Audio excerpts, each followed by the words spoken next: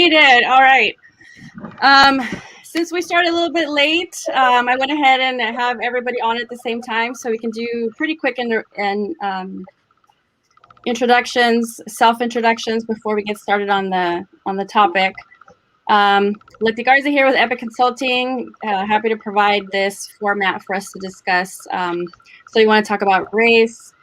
Richard, you want to go next? I'm Richard McCrow from Bakersfield College, and go Navy. Starting a fight.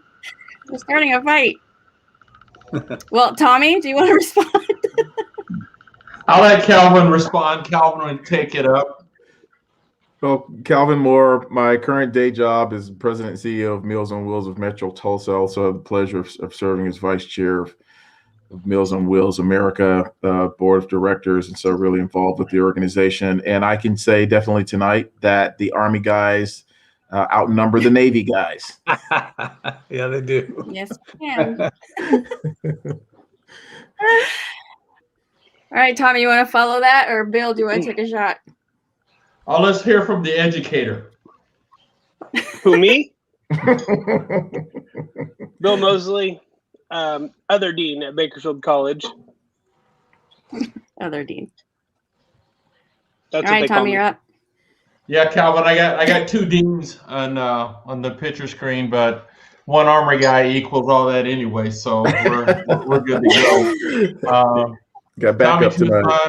I'm also retired law enforcement, 30 years in the police department, Army, 30 years, and had the privilege of working at Bakersfield College as a professor for about 5 years, and enjoy teaching criminal justice. Thank you. Okay, welcome everybody. The topic for this week is affirmative action.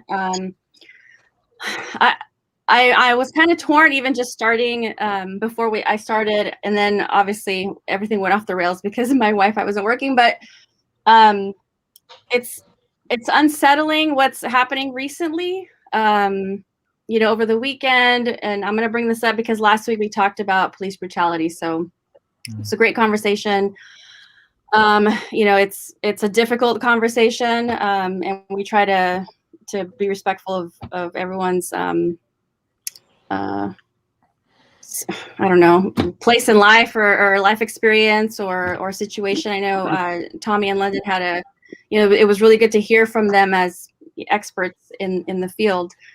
I don't know if we want to touch on that a little bit before we jump into this topic, because it's something that, it's social media. I'm going through it. Every single post seems to be either from the news outlets or from people I know about Lieutenant Nazario, or was it yesterday? Yesterday. I lost my notes. Mr. Wright, Dante Wright. Mm-hmm. Dante Wright. So I don't know if we want to touch on that a little bit before we get started with, sort of like the system that creates some of these problems, again, in law enforcement, or we could say, I feel like I want to get it out. I'm going to make a quick statement, and then Calvin will follow up. We've been in uniform and been in civilian towns, and I have never seen anything like that. And I thank Rich. When Rich sent that to me, I was absolutely so incensed when he sent that. I couldn't talk the whole day, because having been a cop and then having been in the Army, been in uniform, I couldn't talk. I was so incensed. Calvin? Yeah, I was shocked.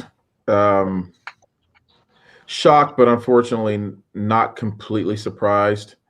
I think what I was surprised at was that because there's always been an easy camaraderie, if you will, between uniform law enforcement and uniform military personnel.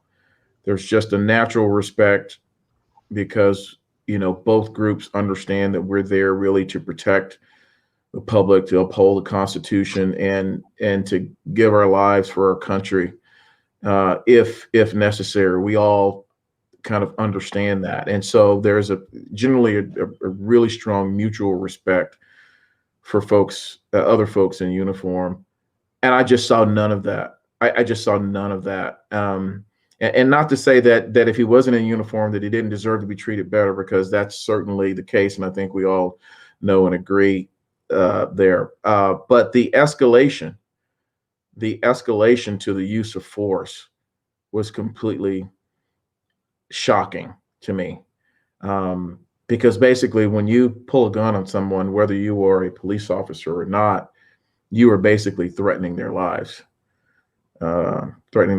And it was his words fell on deaf ears. No probable cause stated. Evidently, the police officer had called in that there was no visible tags, and clearly you can see the gentleman's tag in the car. So it was shocking. Let me follow up I real know.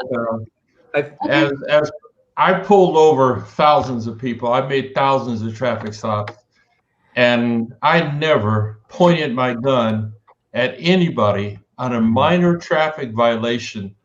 And there's one subtle point that was said. I don't know, Bill, you probably wouldn't notice, but I think Rich and Calvin will notice, is that when that officer said to him, "Well, I'm a vet too. What rank are you? A specialist or a corporal?" That was in and of itself demeaning, because what he had thought is he was not an officer, so he didn't know what he was doing, and he could again subjugate and put him under power. That bothered me. Did anybody else pick up on that? And Dante Wright, we got the name wrong on that actual the person who was stopped. Dante Wright is the gentleman who was shot and killed. Yeah, he right? was killed. He was shot and killed, Yeah. but there was a second Yeah, one. Nazario is the lieutenant. Lazario is the one that we were referring to as the one who was actually stopped. And pepper sprayed. Yeah, I think, Tommy, I did pick up on that. You and I had talked about that. And I think that ties right into what we're talking about in affirmative action, that immediate assumption that a person of color is not worthy to be a lieutenant, in the Army, and just the jump to that assumption. And most people that watch that, they're not concerned about that because of the violence that took place, but it is part of it, right?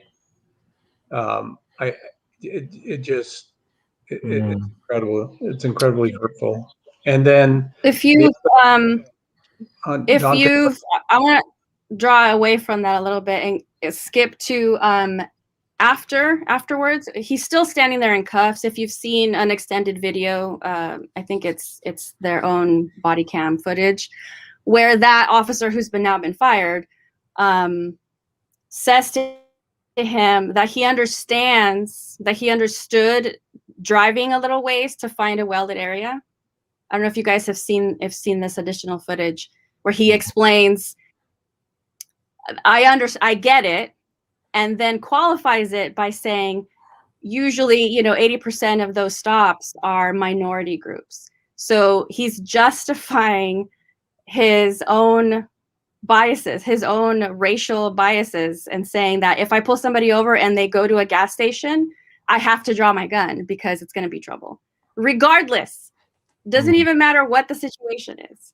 That to me says a lot about, I don't know if it's training or not. I mean, we could have this conversation again, Tommy, about what the training is, but that to me is what that was disgusting. I thought, what?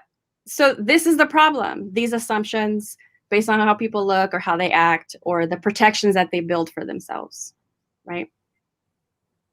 I think it speaks to the power and the pervasiveness of the socialization aspect of racism, that regardless of who you are, we're all socialized. It's atmospheric. We're all socialized into it. And so when it comes to training and reinforcing training, we have to also accept and be honest about the limitations of the training that our officers are getting, because we expect that training. I know Tommy can speak to this 100 times better than I can, but we're expecting that training to overcome years and years and years of socialization, and it's obviously not adequate enough. And the other part is critical reasoning, doing a proper assessment on who you're stopping and why, questioning yourself. Am I being honest about this stop? And am I doing this for another reason other than legitimate law enforcement purposes? Why? And I think that's what we ought to be encouraging people to question in themselves is, why am I taking this action? Mm-hmm. Yeah. We don't have to go into Dante Wright's, that fatal. I haven't seen anything that led up to it, so I'm not sure what that situation was. I did read about the mom being on the phone, his mom being on the phone, and then the officer hanging up on her. And then when by the time she called back, he'd already been shot. And then they crashed. So I did. This idea I did just. I think it's. Go ahead, Bill. Oh, sorry. I did just read that that it was a female officer that shot him, and that she's a 26-year veteran of the force, Wow. which I thought was kind of interesting. I mean, that's a slightly different scenario than what we've been seeing, or than what seems to be the prevailing case. But accidental discharge, they're calling it accidental discharge because she was trying to, and hey, things happen when you're dealing with guns, right? So you have to be careful when you choose to pull one out. But she yelled taser, taser, taser, and obviously thought that she was firing a taser, but was firing her sidearm, and immediately went into distress mode once she realized that she had shot him. So I know officers have a difficult job to do. But. Let's talk about training. That in California, you cannot put your taser on the same side on your gun belt as your weapon for that very reason. And we are trained over and over and over again here about doing that. And at 26 years, I'm at a loss, because that would have never happened. And I would, why isn't she suspended or fired? Because that is the grossest training violation. If in fact that's what happened, it would have never happened here. Never. I wondered about that immediately, if she was wearing the taser on the same side. Had to be. And I have a problem with it, because tasers look and feel so much like a gun, like weapons. Yeah. So there's nothing that you have to do to adjust to fire that taser versus your sidearm. And I just, That's why in cases you'll see a lot of the officers wear a hip holster, and in the hip holster will be the taser, so that you don't get it confused, and it'll be on the opposite side, so you don't get confused. We're trained that way. It was the taser, because I was looking at her belt. Is the taser the yellow weapon? Okay. So I mean, it's yellow, so there's obviously a training issue. Right. If you're holding it in front of you, you should be able to see that it's yellow. I'm sorry. I'm guessing. I can't agree with the training after 26 years. I'm just going to call it extreme negligence. Yeah. But that was part of the problem that I saw too in the press, just the what am I calling, press release, not the press release, where they were talking afterwards, and the chief of police was given the reason, and he released footage, and all that's happened, very quickly. But his discussion really bothered me, because he had already sort of in his mind made up it was just a mistake. And I was like, wait a minute, a man lost his life. It's not just a Yeah. mistake. And the way he went about it, and I saw it, and I had to turn it off because I was like, I can't listen to this anymore. And I think that's why they went back and they tried to paper over the language and call it what it really should have been called to begin with. If in fact, and it certainly showed that she was yelling taser, taser, taser before the shot, and then went into distress mode, and they began to call it an accidental discharge, which is what they should have. Now, whether or not that doesn't speak to consequences for doing it, I mean, she probably will still be charged, you know, with manslaughter or some other lesser charge, but it certainly, other than, you know, first degree homicide, but it does illustrate that. And yeah, it's just a bad situation. You know, again, I'm sorry, having done that, been in that position 1,000 Training. times, 1,000 times. Training. I never in 33 years mistakenly used my taser instead of my duty weapon ever. You know.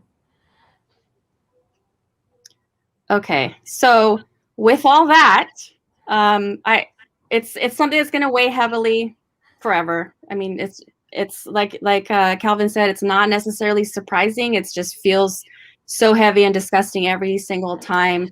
And then this weekend, it was like back to back that we heard of. Right? These are out on the news. This is not necessarily the only thing that happened. But I think it's connected a little bit to how these systems are built. So I wanted to make sure to give everyone a chance to kind of talk about it before we jumped into the topic, which affirmative action, it's like boring now compared to these heavy feelings that we all have.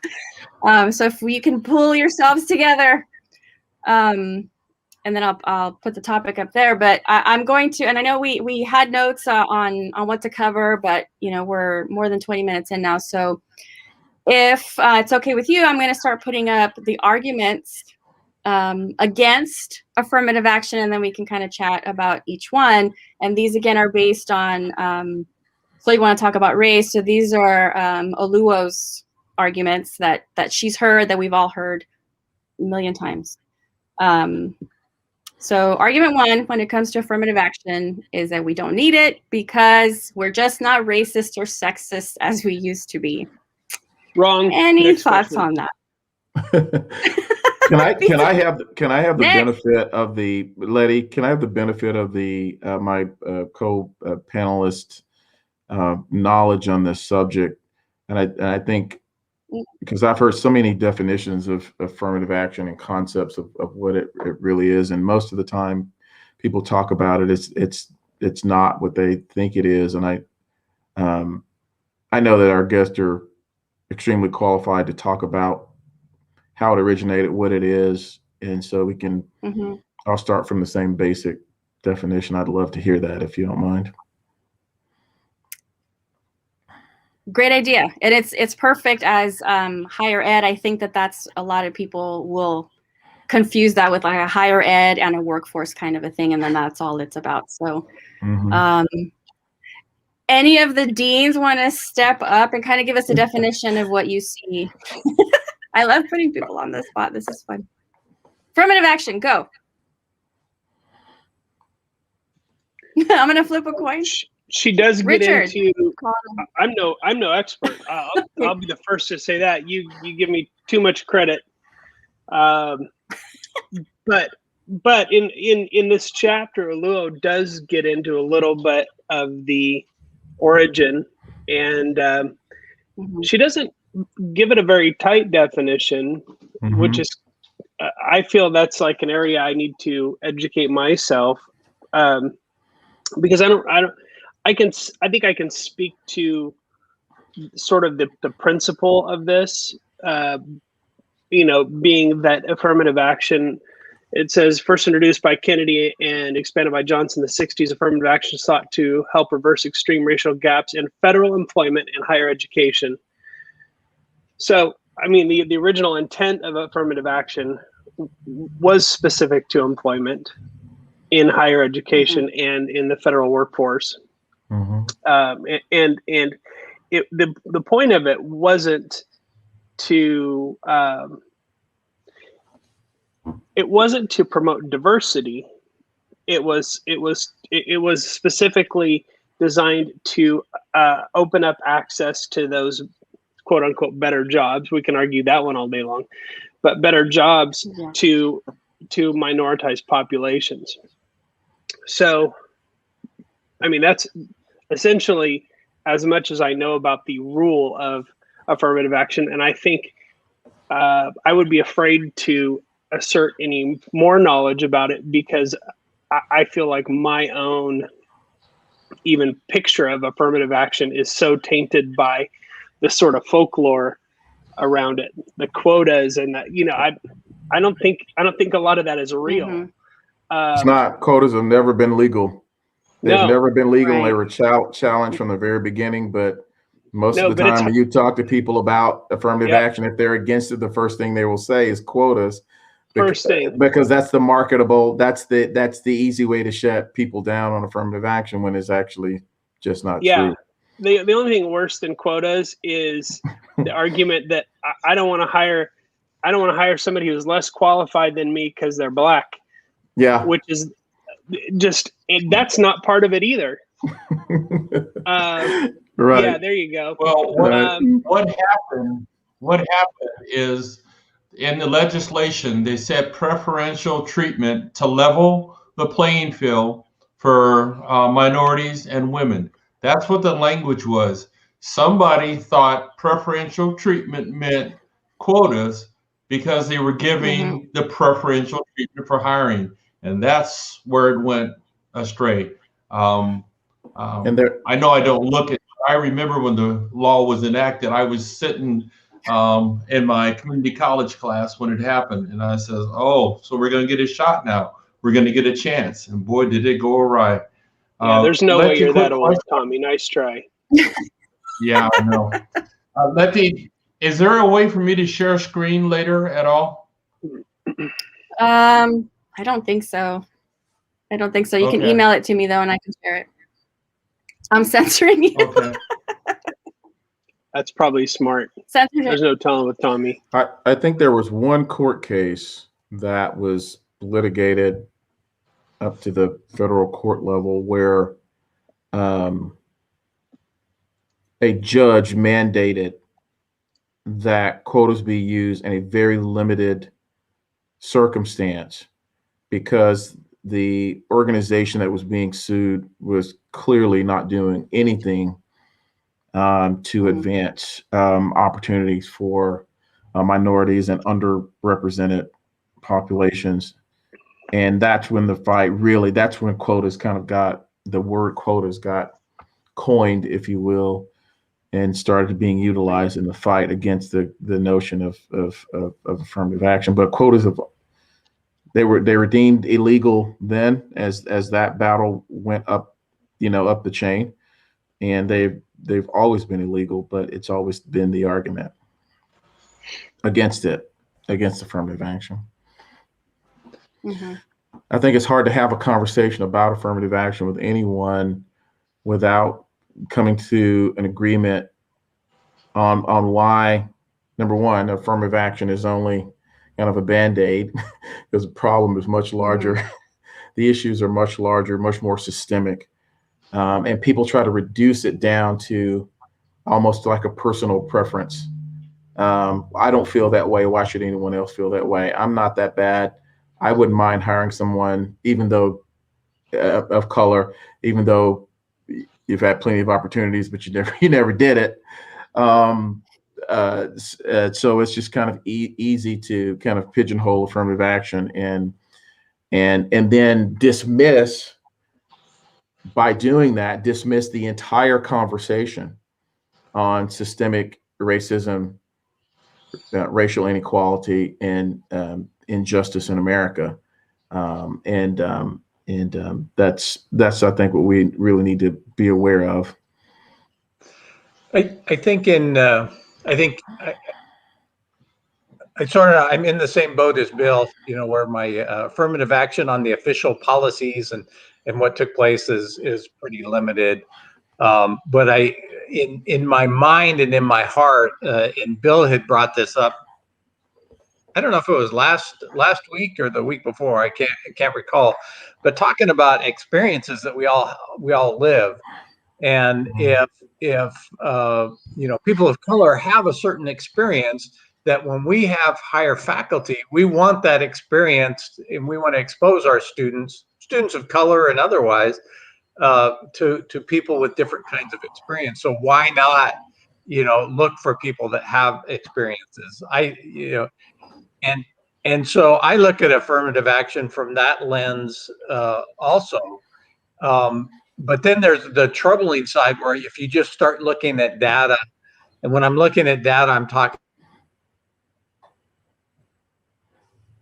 about, at our college, the diversity of our faculty.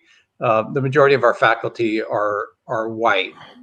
I can't give you exact percentages, but I think we're not that different from other colleges around the country when it comes to the community colleges, and different that the population of your faculty tends to be white. So then that makes you step back and say, how does that happen? In Kern County, anywhere from 60 to 70% of the population is Latinx. And so you would think in this population that the majority of our students would be Latinx, or majority of our faculty would be Latinx. And so I look at, where did we screw up here and leave folks behind? And and maybe if affirmative action has always historically been about quotas, and people are using that term, maybe we need to just change the name and then move forward on doing what is right. I do like the book because she talks about different things and trying to sway us in that discussion about affirmative action. Although I agree with Bill, I didn't get the good definition of what I'm supposed to think it is. But it does, to me, it starts to protect people that deserve promotions. It starts to build morale within your college or company or organization in which you work, in which people that work the hardest get promoted. Because even in her examples, where she was, the hardest worker staying late, and actually got the promotion she was after, until some white lady said, "No, wait a minute, that's an affirmative action. You can't do that. You hired her because of quota." Oh my God. By a lawsuit, and I'm just thinking, how do we prevent that from happening? How do we get our best people to be promoted? And I have to admit, I've witnessed in not just at my college career, but often, people of color being denied their just due on the amount of work they're doing and the experience they have, because of the color of their skin. And I will say, usually it's not as dramatic as, hey, you're fired because you're black. That it's something else. It's a slow death. It's a slow death. That's illegal. It's a slower No, death. They're gonna do everything. They certainly find problems with everything that you do. Okay. And they start to project you. They start to keep a journal on you. They start saying, they'll never say because you're a person of color or female, but at the end of the day, when your evaluation is read, you'll see all the things that you did wrong. Therefore, we're letting you go for that justified. We used to call it keeping book. Okay. And they did it in the military too. Military was the best entity and organization. It really was. But they had some stuff, just like Rich, Bill, and Letty. Calvin, I told them the story. You want to talk about affirmative action, the equal opportunity. I told them the story that most bases you go to, you look up on the wall in the command headquarters, and all the blacks are the sergeant majors up on the wall, and all the commanding generals are all white. That was pretty much any base that I went to. Yeah, I experienced quite a bit of that, even going into the officer training, program that I went through. So I definitely can relate to it. And I think And another experience I had when I was early, when I was in the military, but I was working in retail and had a management job and was doing very, very well, winning awards district wide. We got a new district manager in. I had just perfect evaluations, written evaluations. And he came in, and I just remember one of my colleagues saying, this guy has a problem with race. He's going to give you a hard time. And sure enough, he would come in and give me little projects. Like, he brought to me a box full of keys one day, and he said, I need you to match all of these keys. Some of these keys were 30 years old. Oh my God. You know, I need you to match all of these keys up with all of the locks in this building. You know, of course I didn't do it. I just said, okay, I'll get to it. And here's where it is on my priority list and so forth. But little things like that. I had another friend who was working retail, and he had actually gotten a job. And when he reported to the job, the manager realized he was Black. And instead of pushing him into the management position, I think this goes to your point earlier, Bill, and your point, Letty, instead of giving him a management job that he was hired for, send him to the warehouse to unload trucks. And so it's those kinds of actions that are taken that over time build and have a cumulative negative effect and produce, all the white generals, all the Black sergeant majors, right? And so it's getting people into those positions where they can champion diversity, help people understand the value of diversity, because all of the studies that I have shown, that I've looked at, show that diversity really positively impacts the bottom line of companies and the effectiveness of organizations. And we need to keep marching to that drum too. Well, it's an interesting thing. In higher education, study after study has shown us how much it matters to have faculty and administrators who are representative of your student population, because representation matters. There's no arguing the data on that, period. So, we're kind of in I wouldn't say we're completely post affirmative action, but affirmative action isn't really a driving force behind our hiring decisions in higher ed or even government jobs right now. And college admissions and all sorts of things, we've sort of taken our foot off the gas pedal of affirmative action as a terminology or as a guiding structure. But the reality is, when we go to hire a faculty person for a Hispanic serving institution, which means that a minimum number of our student population, 30%, isn't it? Are Latinx. Yeah, but we're double that. Yeah. I mean, easily. But that's the threshold to be considered a Hispanic serving institution, right? Yeah. But in our case, we're enough Latinx students that we could be an HSI 2 times over, or pretty close to it anyway.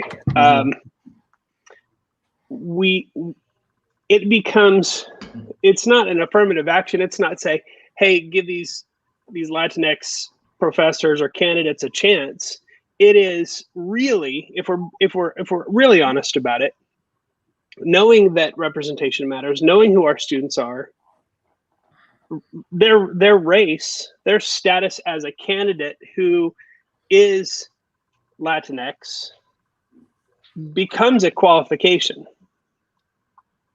So if I have a white guy and a Latinx guy who apply for the same job, same qualifications, they're not similarly qualified, because in an HSI, a Latinx faculty member has value. They bring a value to the table, and that's a qualification. And that's a cultural shift that I think needs to happen as we look at not only in higher ed, but in any sector of the workforce. Really, we need to be looking at who are we serving, and what's good for them. Because having a diverse workforce that reflects the diversity of our clientele or our students or our whoever we're serving, then that racial identity becomes a qualification. Where in the past, anything, if you weren't a white guy, it's a setback, because how could who could be more qualified than the white guy, right? It's unimaginable. Right. But we need to start shifting the way we think about things, and actually seeing the value of what our candidates of color are bringing to the table in terms of representation, in terms of relating to our students, specifically in higher ed. And to me, when we're working on, we have a faculty diversification program where we're actually working to diversify our faculty because it's better for our students. I really believe in it, and I'm involved with it, and I think we're actually seeing some good results. But when we talk about a program like that, we're actually increasing our students' chances of success by providing them with faculty that they can see themselves in, and that they can relate to on a very basic level.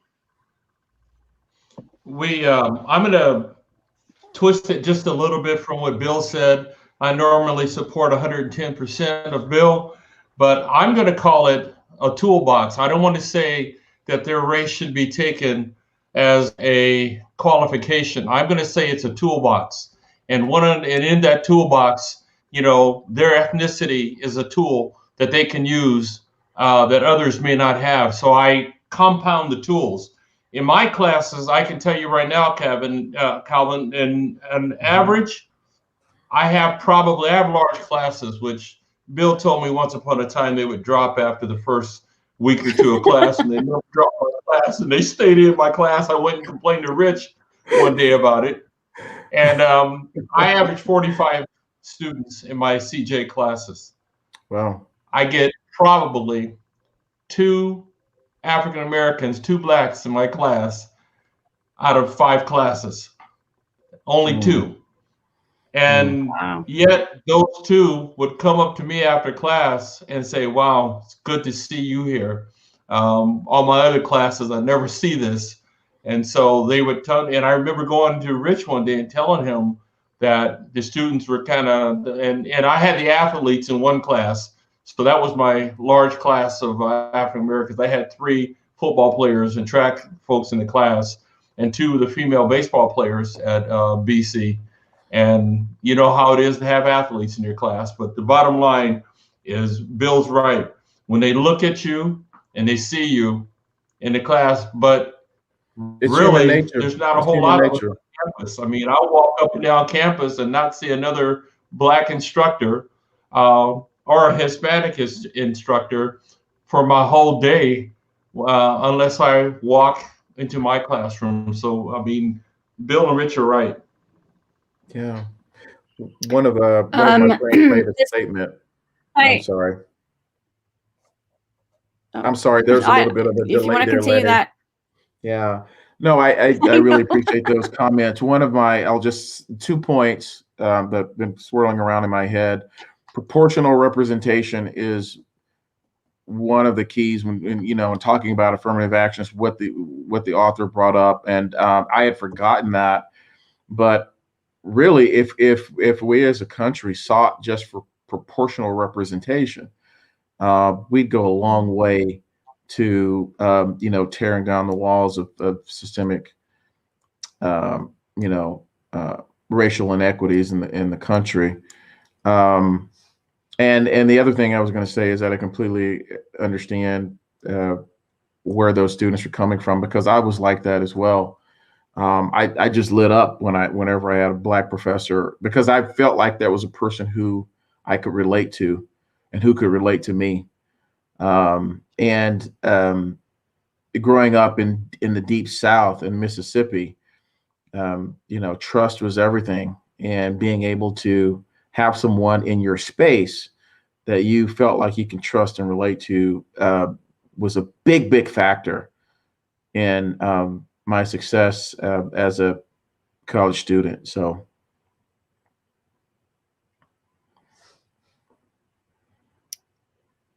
Thank you. I think this is kind of relevant. This is one of the things that she talks about at the very end of the chapter when we're talking about that these things do work, you know, because one of the arguments is that it doesn't work, and it does work. But it's like what all of you are saying about how it can be piecemealed, and then those two students, Tommy, who are in your classes, if they're in that program, and let's say they're the only two in that program, it's like, oh, then people point to that and say, look, that's affirmative action at work.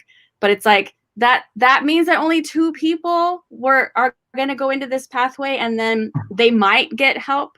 This idea that the people are waiting in line, like there's a whole line of, and I'm going to say us because I'm Mexican American, that there's a whole line and a woman, a whole line of us just waiting for like those opportunities, but they don't exist.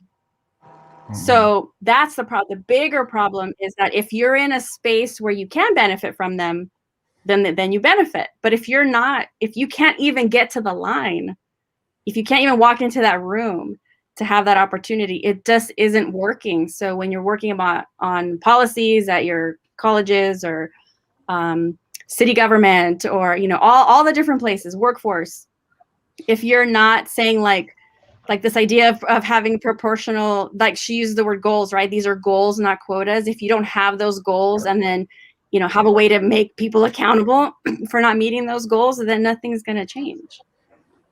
Tommy, you're going to say something? There was a song at the time affirmative action kicked off. I'll never forget it. And it goes directly to what you just said. There was a song by James Brown.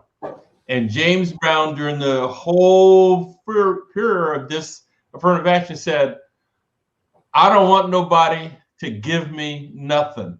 Open the door, I'll get it myself. Mm-hmm. Perfect. I wish you had told me that. I would have queued it up. I could have played it. There's got to be a theme song now, right? Yeah. Yeah. You know, can I make a radical statement? And it's just something that I've been swirling around. It's been swirling around in my head for some time, and I'm just going to say it. And I'd love it to be for you guys to critique it or say whatever you want to about it. But I think affirmative action, as an idea, not as an idea, but as a functional solution, has seen its best days. I think it's been I think the idea of affirmative action has been mortally wounded by marketing ploys, by politicians, by it being whittled down and weakened to the point where it's ineffective. And I think the time has come for us to keep the idea alive, right? Or keep the goals alive, but reimagine the ideas around this concept. Reimagine a way forward so that it helps a lot more people than affirmative action could have ever helped in 1,000 years. And I think what that speaks to is, and what that helps people understand, is that the problem, it's kind of like the blind man having his hand on the elephant, right? I mean, he can feel it, but the elephant is much larger than what he can actually see. And I think it's a high time for across sectors, for businessmen, for educators, for public servants, to finally recognize. And I'm encouraged because I think we're right at the cusp. We're right there. I mean, if you look at what President Biden is doing, this administration, the stance that it's taking on addressing systemic racial inequality, I mean, I think we're right there. But we need to find a way to collectively put and figuratively put our hands, our arms around the entire problem and really go at it from a different angle. And it doesn't have to be called affirmative action. It could be called something else, but I'm for not giving it a name, right? Because I think if you don't name something, you can't attack it, right? So it goes back to what Bill said earlier, you know, let's be married to the principles. Let's be married to the concept. Let's be married to community action without trying to put a name on it, because as soon as you put a name on it, someone's going to attack it and kind of tear it down and come up with counter words and counter thoughts, and counter actions to defeat it. Yep. And if that name is affirmative action, they're going to ignore it straight from the start, right? Because that term is poisoned. Let me say this. Let's do a math problem, and it will go to what he just said and what you just said, Bill. So I didn't come here to do math, Tommy. How many years was there slavery? And this is on the chart, Letty, that I was going to send you. How many years of slavery were there in the United States? 227. How many years of Jim Crow? 102. That adds up to 329 years of distrust in America. That's what you're seeing nationwide. That's what's happened nationwide for the last 5 decades. The problem with that math problem is, how long was affirmative action in place? It was in place 24 years. So for 329 years of distrust and degradation, 24 years of affirmative action, the United States is still left with 305 years of distrust. And that's what we're dealing with. You're saying we should just call it even, Tommy? Yeah, right. You see, when you put it in, I use this in my class, and the students, the students of color look at that and go, damn, all of this has happened over these years. Half of them don't know what Jim Crow means, but the impact is still here. Yeah. They don't know what it means. Yeah. They know how it feels, though. Yeah. But we had a black president, so we should just move on. And who needs affirmative action, right? I mean, I've heard people say that. That was affirmative action. Ooh, it wasn't. That's not how we got my vote. We did it! Yay! We achieved it, everybody. We're done. Yeah. Thought we were in a post-racial society, right? That's exactly where I was going to go next, Calvin. Yeah. I just. We should just. How many times have you heard white people say, "Slavery is over. We had a black president. Race is not a thing anymore. I don't see color. Yeah. Let's move on." I'm so happy you brought that up, because I'd like to make a comment on that. And a lot of people, when they're arguing this, they really are trying to assuage the guilt that is associated with their privilege. They do not want to be seen as privileged, do not want to be seen as taking advantage, of anything that they didn't earn. They don't want to believe that anything whatsoever was given to them just by reason of being white or being part of the majority culture. And one of the things that I tried to say to help by the illustration that I used to help a friend of mine understand how I see privilege is the notion of a fish being out of water.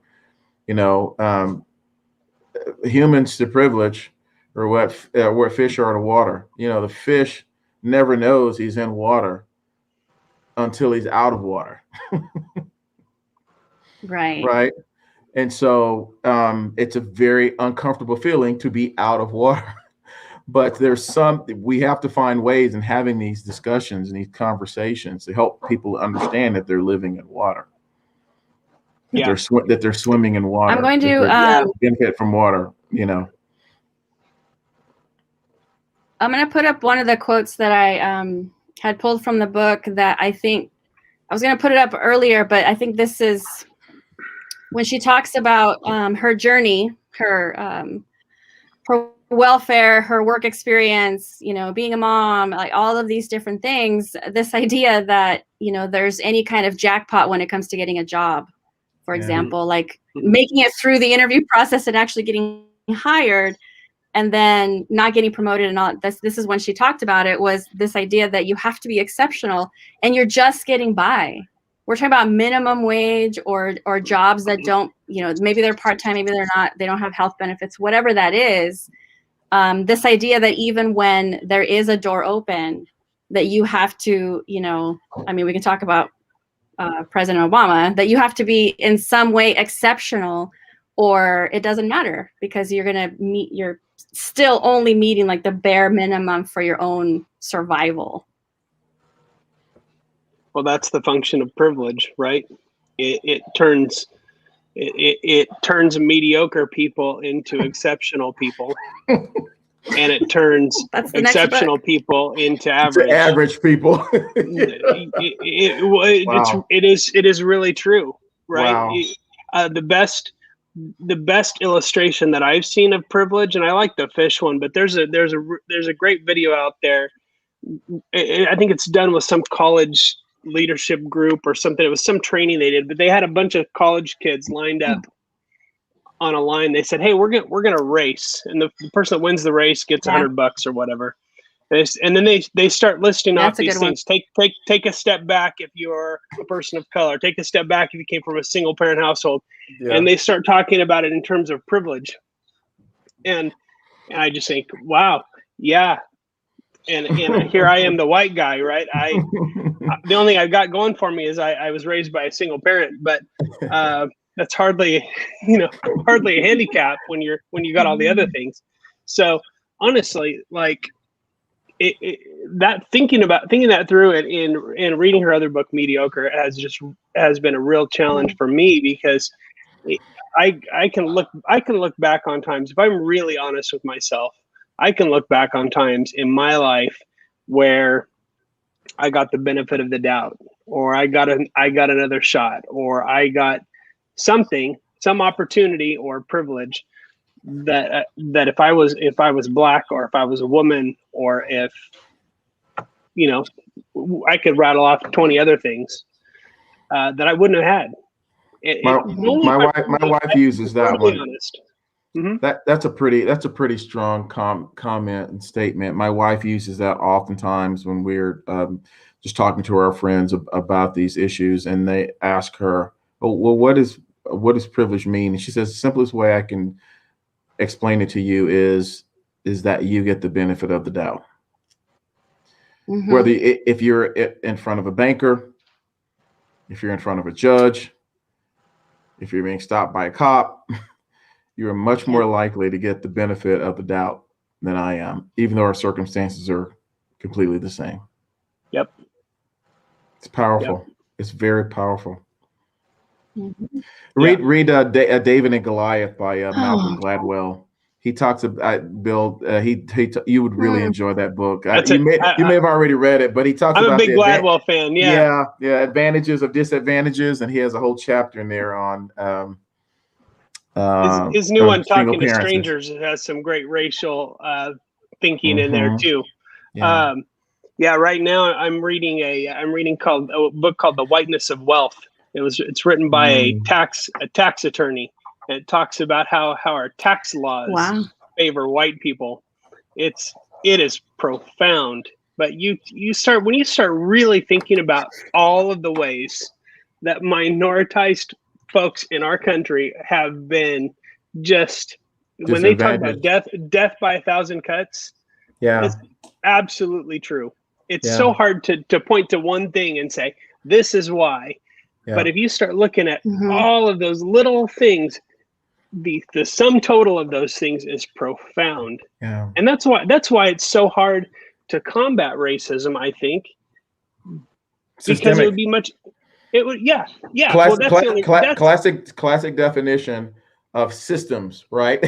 Yeah. So it's one thing for someone to feel a certain way about you. I can deal with that all day. I don't care about your personal feelings. Because that's the big thing, right? Me, right? Yeah. But it's the systems. It's what we're all surrounded by. So it doesn't. As a matter of fact, it in some way diminishes the power of personal feelings on race. When you look at what's going on in the system, much more of a bigger threat to people than people's personal feelings. So, yeah, we're just tipping the iceberg here. Yeah, I always say we're going to solve problems. And that's why I say that affirmative action as a functional way to address these issues, its time has passed. It was ineffective. It was a great idea. It was ineffective because it never had the support that it really needed. And now we need to completely reimagine a way to move our country forward. And I think the rest of the world. If you read Isabella Wilkerson's book, Caste, she talks about basically how we have exported racism around the world, and because we were experts at it. She talked about the influence that Southern racists had on the Nazis, but the Nazis thought that the Southern racists were too extreme.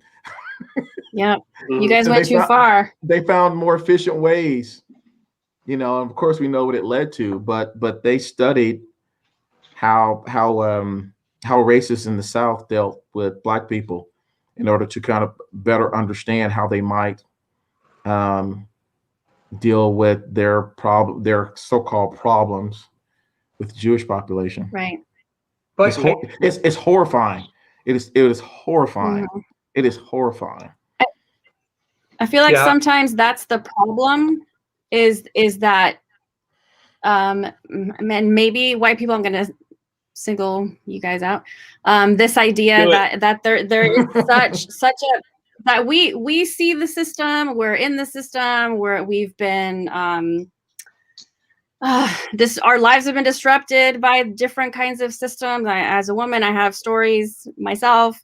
But that whole benefit of the doubt thing is like there's no belief, there's no system in place for people who haven't experienced that to believe that that's even possible. Like, how can that even be possible? And they won't always say that hasn't happened to me, or I've never seen that. They just they don't necessarily use their personal experience. They just say that can't be possible, right? Like that can't be possible. This disbelief is what kind of like makes it even harder to have the conversation. Yeah. But she wrote in the book, she talked about affirmative action working. And I think, Tommy hit on this in that we had just this really finite time of affirmative action. So some things can be legislated, some things cannot. But I'm thinking about what Tommy said with 400 years of oppression, including slave. We're just, when you really truly think about it as a white person, you got to realize this isn't a long time ago. The 60s, if we're talking, what happened in the 60s and the changes that have come place, we've lived through that, and parents. And then she talks about it in the book that people of color, their children are inheriting the systematic racism. It's just going to continue. There's no stop. So some things I think have to be legislated. We got to make that change. I don't know that we call it affirmative action or quotas, those kinds of things, because let's face it, we lost Bill. But let's face it, he had to leave. He had to go to another appointment. Yeah. Okay. But also these discussions, how important they are. And I'm just going through this in my head about how do I leverage what I obviously have as privilege to make things better for people that have been marginalized and don't have privilege. And Tommy and I have talked about this already. Where is my position? What do I need to do? And how do I speak out without looking like I'm the white savior trying to walk into a meeting and balancing things out? But there are things that I feel like I've never spoken up about that I have to, that relate to what's discussed in this chapter. And so. That's great. My comment, and I know Tommy will have something to say on this too, but we all need allies. Human beings need human allies. and I would just encourage everyone, to answer your question, I would just encourage you to just be a leader in your space. And that's not offensive to anyone. It's not offensive to me as a Black man. I champion that. I'm happy for it.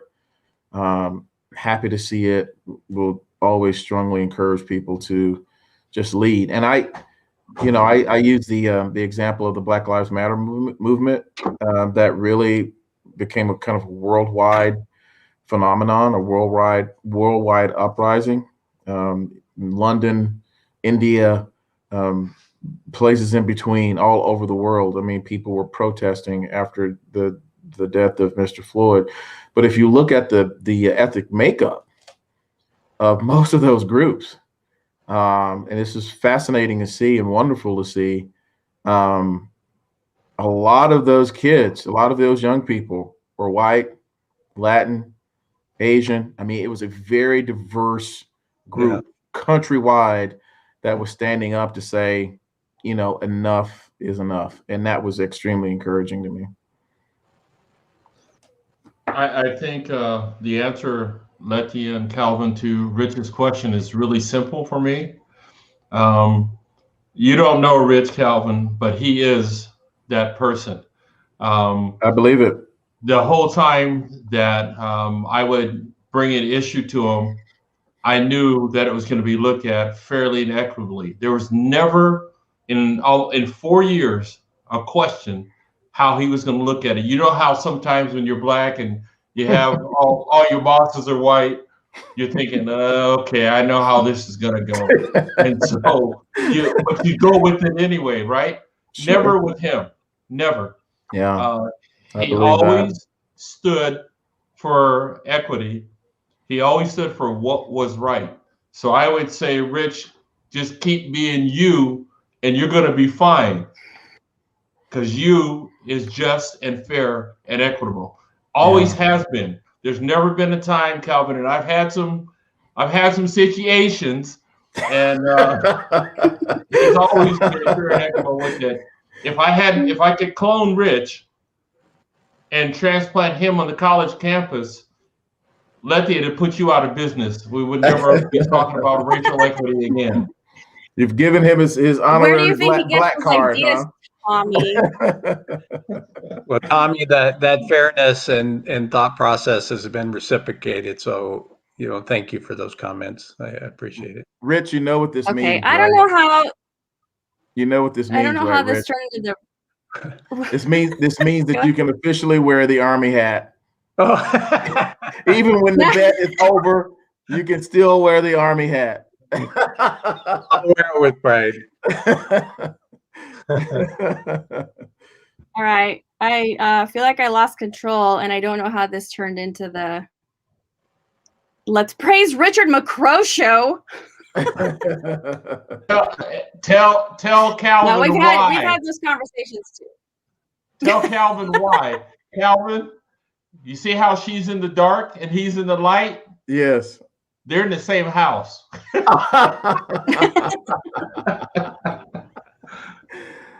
What happened to the light on that side of the house versus this side of the house? What's up with that?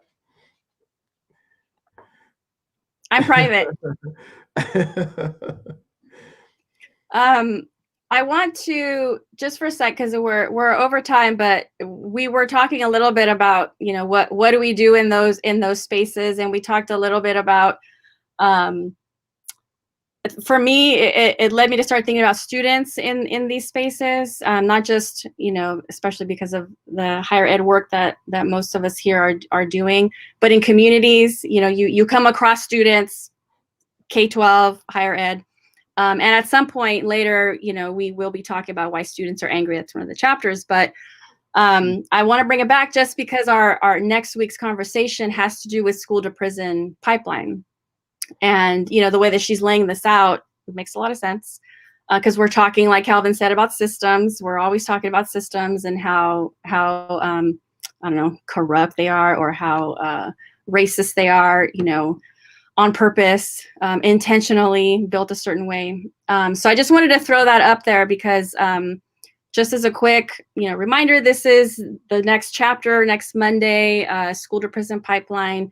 And some of these same, some of these topics are some of the bullet points keep coming up because this whole system is built in such a way that we can't not talk about it. Like, we had to talk about continue the conversation about police brutality because of what happened over the weekend. And then we had to talk about that to lead into affirmative action because of the way the systems are built. And then we talk about higher ed because, you know, that's the majority of the panel, but then how it seeps out into society. So the school to prison pipeline impacts whole communities. Sure. It has an impact on the family structures, and then obviously how the schools are dealing with those families in a community. And then if it's not, there's no support system, then law enforcement also has an impact on like, you know, resource officers at school, on how those students are treated and where they end up.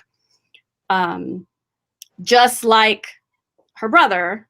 And I want to talk about the homeless boy, but I mean, that's a whole, I think we could do a whole hour just on that, you know, the way students are treated and then the impact it has on them for the rest of their life. You could do a series just on, you could do a series just on the differences in discipline for children of color, students of color from kindergarten. Talk about benefit of the doubt for a child. Come on. Yeah, why expel a kindergartner? Talk about starting early. I mean, it's I think it's one of the top 3 destructive forces internally for our country is the school to prison pipeline. Yeah, and it's actually, I think it's preschool. I think preschool, the ages 3 and 4, it starts even sooner. So we'll talk. Yeah, and I use those interchangeably. I call kindergarten preschool and preschool kindergarten. Yeah, for like as young as 3 years old. So that's the transitional ages before you go to school full time. I didn't know you could expel a 3 or 4 year old kid from school. Yeah, that's definitely not a problem with the kid. It's definitely a problem with the adults, right? It's possible.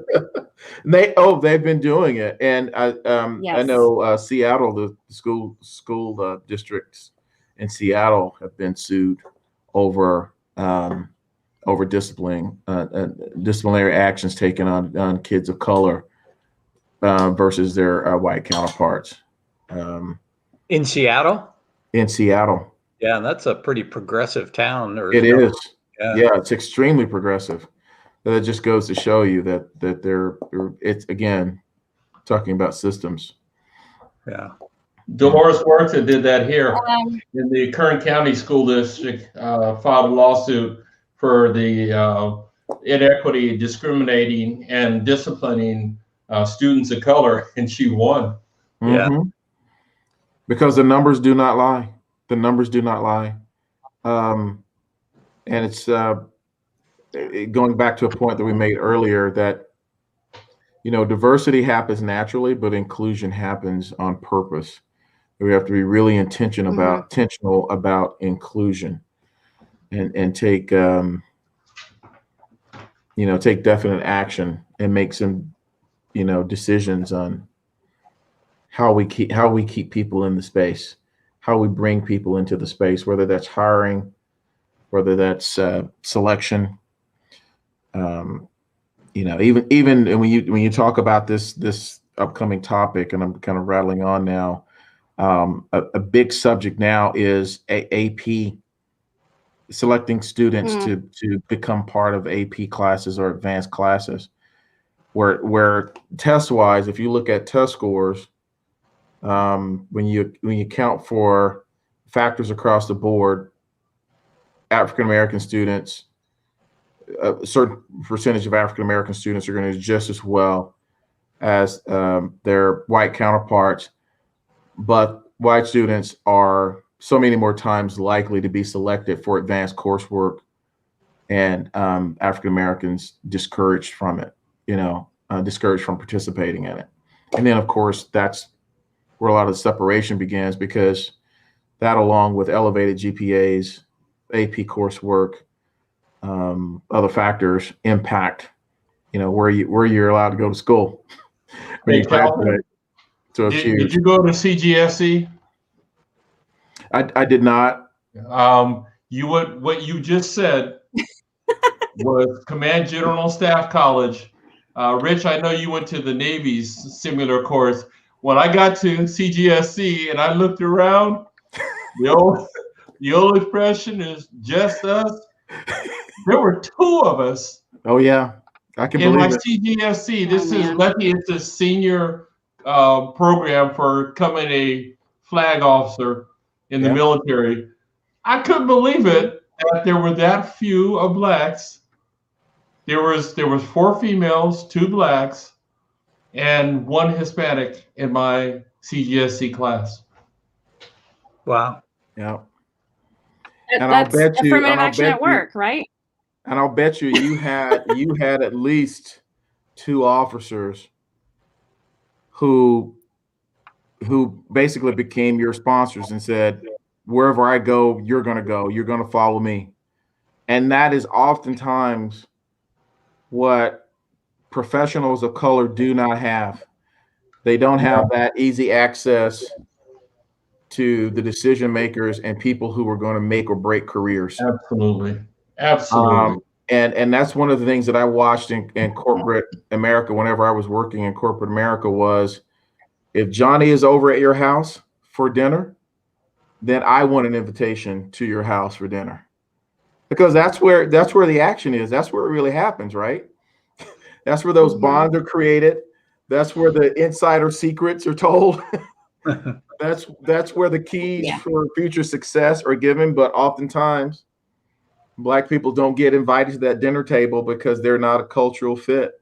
I don't feel comfortable, And I think that's where the battle is going to be won in a lot of ways, is having these close, intimate relationships and challenging people. Have you had someone of color over to your house for dinner? Have you been out to dinner with someone of color? Have you had a conversation, a real human to human conversation outside of the workplace where you can get to learn and know and understand why this person thinks the way he thinks, or what his experience is like, what her experience was like, and how the difference for mine and why that's valuable to me. And I think what we've got to help people to understand is that adds value to your life. It adds value to your bottom line if you're running an organization, running a company, and it adds long-term value to your organization, no matter what kind of organization you're running. And it breaks the glass ceiling. Yeah. It allows everybody else to get in. Yes. So a couple of things. Now that we have this group, the 5 of us, Bill, you're included, even though you're not here anymore. So we're going to come up with a new term for affirmative action, and we're going to make changes. We're going to put that out into the universe and make it stick, and it's up to us. I love it. I got a dissent. Just like Oliver Wendell Holmes in the U.S. Supreme Court, I have to dissent because 24 years is not enough. And I'm sorry to go against you, brother, but I think that affirmative action should stay. We should just tool it different, philosophize it different, strategize it different, but not change the name. I think we're on the same page as far as the concept. And my only objection, and I'm completely fine with it. I love the dissent. My objection to the name is that it's already been pilloried. As a brand, every brand has a very specific life cycle. And this brand, the brand of affirmative action, has reached the very end of its life cycle, short as it may be. But the concept, the idea, the principles, they need to continue, but we need to rebrand it for the future. And we need so we can expand it, because affirmative action, hey, think about this. Affirmative action is only going to shrink. It's only going to shrivel, because it's going to be challenged again in the courts, and the conservative courts have signaled that they are going to get rid of it. Its life cycle is about over, and we've got to move on to another life cycle. We've got to continue its life cycle under another name so it can survive. Yeah, I dissent only because I find out in the classroom now.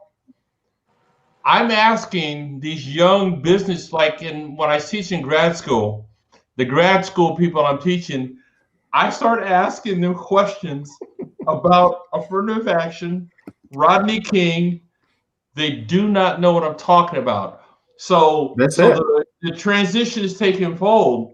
So I say affirmative action, they have no clue what I'm even talking about. And this is in grad school. Yeah. Just a couple of years ago. So that's my only point. Yeah. But I hear but I think you made my point. I think you illustrated it. Yeah. If people don't know what it is, you will never be able to keep it alive. You'll never be able to defend it.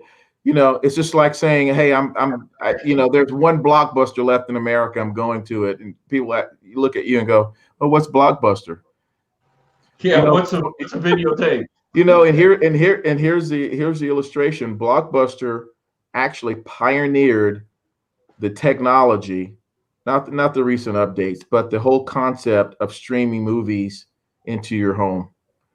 I was one of their. I used to work for Blockbuster. I was one of their first subscribers, and they felt like they were a DVD rental company and not a streaming service, and it wasn't even called streaming service then. But they thought the idea was going nowhere, and now there's now there's one left in the country. Yeah, I gotta Calvin, I gotta jump out. It's a pleasure to talk to you. To speak to what you do for Meals on Wheels, I yield to you. I think that's one of the most awesome things. Thank you, sir. I really do. Letty, did you do that? Everyone's invited to the barbecue at Tommy's house. Okay. We're going to discuss Maybe nobody else is gonna know what I say to Letty. Rich might know, Calvin, you might know, but okay, chistosa, okay? Bien chistosa, okay? See you, Tommy. Thank you. Yeah, take care. Let's keep in touch. Okay. All right, we're gonna go off live. Here, I'll kick you out. Thank you. Thank you so much for joining us, Calvin. I know we went over. There was so much to cover. Hopefully we can have you back if you want to come back and talk about why students are so angry. We can have that conversation. Yeah. We call it hangry down here in Oklahoma. See, that's why I've got to go to the bar. Because poverty, race, and food insecurity intersect in a big way down here, and we call it being hangry, hungry and angry. Awesome. Yeah, it's your job. All right, thank you so much. Take care, Rich. Nice to meet you. Okay, take care. Have a great night. All right. Bye-bye.